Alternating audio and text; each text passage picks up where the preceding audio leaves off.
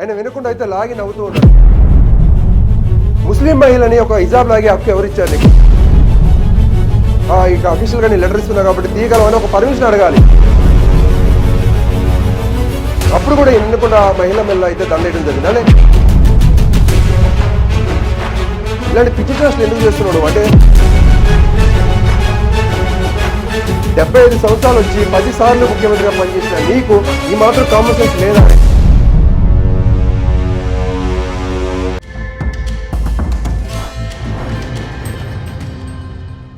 Welcome to అభినవ భారత్. బీహార్కి సంబంధించి ముఖ్యమంత్రి నితీష్ కుమార్ అయితే చేసిన ఒక పిచ్చి చేష్టలు అయితే దేశవ్యాప్తంగా చర్చనీయాంశంగా మారింది. దానికి సంబంధించి చూసుకుంటే అఫీషియల్గా గవర్నమెంట్ ప్రోగ్రాంలో అయితే ఆయుష్కి సంబంధించిన డాక్టర్లు ఎవరైతే ఉంటారో వాళ్ళకి సంబంధించిన అపాయింట్మెంట్ లెటర్స్ అయితే మొత్తం 1000 మంది అపాయింట్మెంట్ అవగా దాంట్లో ఒక 10 మందికి అయితే ముఖ్యమంత్రి చేతుల మీదుగా అయితే అపాయింట్మెంట్ లెటర్స్ ఇవ్వాలని అయితే అక్కడ డిసైడ్ అయ్యారు.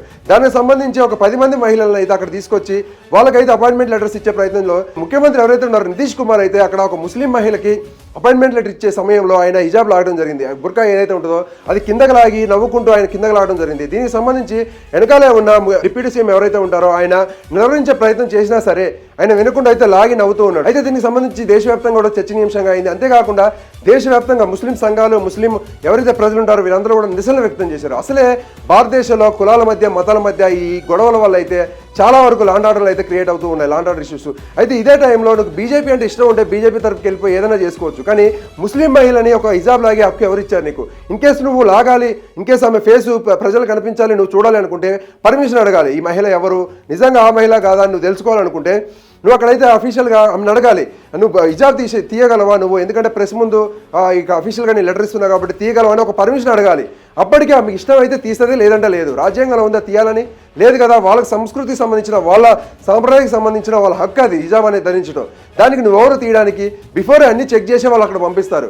అయితే నువ్వు అదే పర్మిషన్ అడగకుండా డైరెక్ట్ లాగడం అనేది అయితే 100% తప్పిది.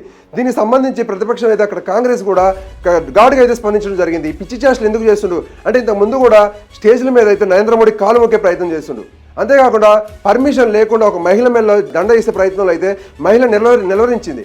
అప్పుడు కూడా వినకుండా ఆ మహిళ మెల్ల అయితే దండ వేయడం జరిగింది. అంటే ఇలాంటి పిచ్చి చేష్టలు ఎందుకు చేస్తున్నాడు అంటే 75 సంవత్సరాలు వచ్చి 10 సార్లు ముఖ్యమంత్రిగా పనిచేసిన నీకు ఈ మాత్రం కామన్ సెన్స్ లేదా అని అయితే ప్రజలైతే ఘాటుగా స్పందిస్తూ ఉన్నారు. అయితే ఈ సంఘటన వల్ల దేశవ్యాప్తంగా ఎవరైతే ముస్లిం ప్రజలు సంఘాలు ఎవరైతే నాయకులు ఉంటారో వీళ్ళైతే ఘాటుగా స్పందిస్తున్నారు. అంతేకాకుండా నిరసన వ్యక్తం చేస్తున్నారు. దీనికి సంబంధించి చూసుకుంటే ఏదైతే ఎక్కడైతే బీహార్లో జరిగిన ఆ సంఘటన ఉందో దానికి సంబంధించిన ఒక ముఖ్యమంత్రి స్థాయి ఒక వ్యక్తి ఇలా చేయడం వల్ల అయితే ముస్లిం జనాభా ఎవరైతే ఉంటారో ప్రజలు ఉంటారో భారతదేశ వ్యాప్తంగా కూడా అందరూ కూడా విచారణ అయితే వ్యక్తం చేస్తున్నారు. ఎందుకంటే ఇలాంటి ఒక ముఖ్యమంత్రి స్థాయిలో ఉన్న వ్యక్తి ఇలా చేయడం అయితే అసలు మంచిదే కాదు. ఎవరిచ్చారు అసలు హిజాబ్ లాగే అధికారం ఎవరిచ్చారు? రాజ్యాంగంలో ఉందా హిజాబ్ తీయాలని? బీహార్ ముఖ్యమంత్రి నితీష్ కుమార్ అయితే రాజీనామా చేయాలనేది అక్కడ ప్రతిపక్షాలు అయితే మండిపడుతున్నాయి. అంతేకాకుండా బహిరంగ క్షమాపణలు చెప్పాలైతే కోరుతున్నాయి. అయితే ఏదైనా చేష్టలు ఏ నాయకుడు చేయకూడదు అంటే ఆయనకి ఎంతో కొంత పనిష్మెంట్ అయితే జరగాలని అయితే చాలా మంది అయితే కోరుకుంటున్నారు. కాబట్టి ఇలాంటి ఎప్పుడు జరగకుండా చూసుకోవాలని అయితే కోరుకుందాం. Thank you.